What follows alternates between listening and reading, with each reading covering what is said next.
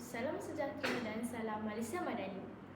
Yang bersalah, Tuan Pengerusi Majlis, Barisan Hakim yang arif lagi bijaksana, guru-guru yang dihormati serta rakan-rakan yang saya kasihi. Tajuk pidato saya pada hari ini ialah Rukun Negara Tonggak Perpaduan Malaysia. Hadirin yang dihormati, tahukah kita bahawa rukun negara bukan sekadar 5 prinsip yang dilafazkan setiap kali perhimpunan sekolah? Sebaliknya, rukun negara ialah paduan hidup yang menyatukan rakyat Malaysia yang berbilang kaum, agama dan budaya. Jika kita benar-benar menghayatinya, negara kita akan terus aman, harmoni dan dihormati. Pada hari ini, saya akan menghuraikan 3 prinsip penting rukun negara, iaitu kepercayaan kepada Tuhan, kesetiaan kepada raja dan negara serta kesopanan dan kesusilaan.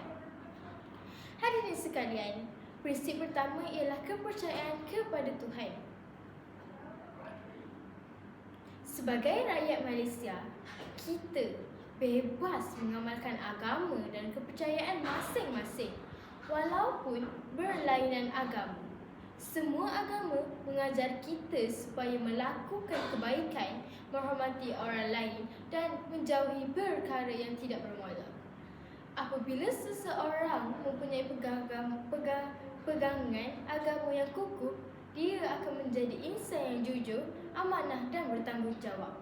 Sebagai pelajar, kita boleh mengamalkan prinsip ini dengan menunaikan ibadah mengikut agama masing-masing, menghormati kepercayaan rakan-rakan serta mengelakkan perbuatan seperti menipu dalam peperiksaan atau membuli.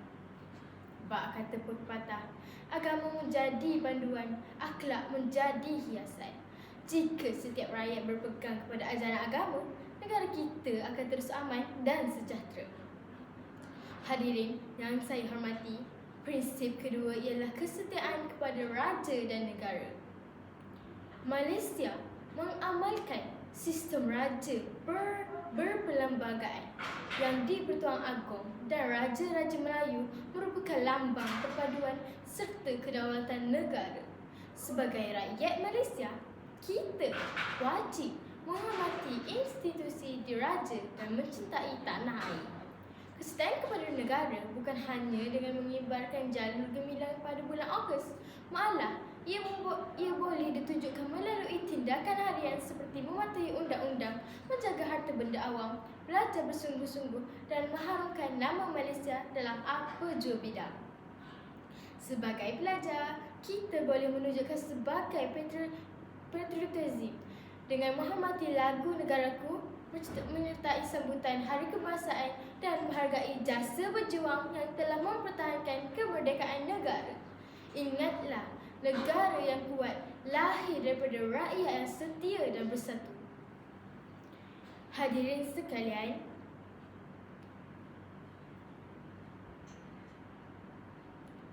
prinsip ketiga ialah kesopanan dan kesusilaan. Kesopanan ialah cerminan keberbezaan seseorang.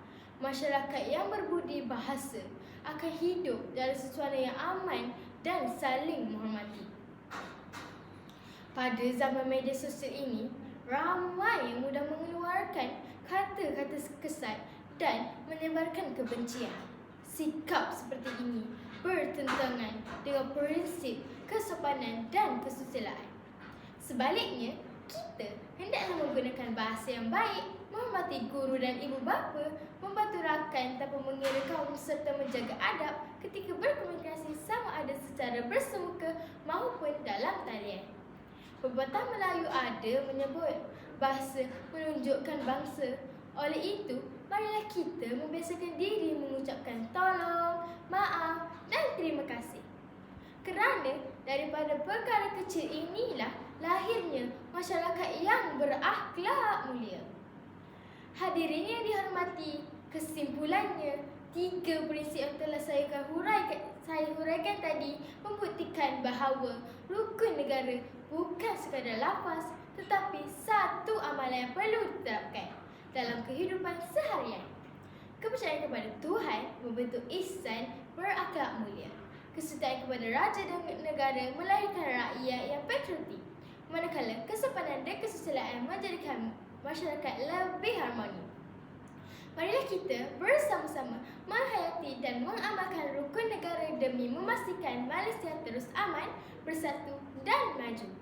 Generasi muda hari ini ialah pemimpin masa depan. Jika kita memegang teguh prinsip negara, maka masa depan negara pasti lebih gemilang. Sekian sahaja pidato saya pada hari ini. Rukun negara dihayati, Malaysia harmoni. Sekian, terima kasih.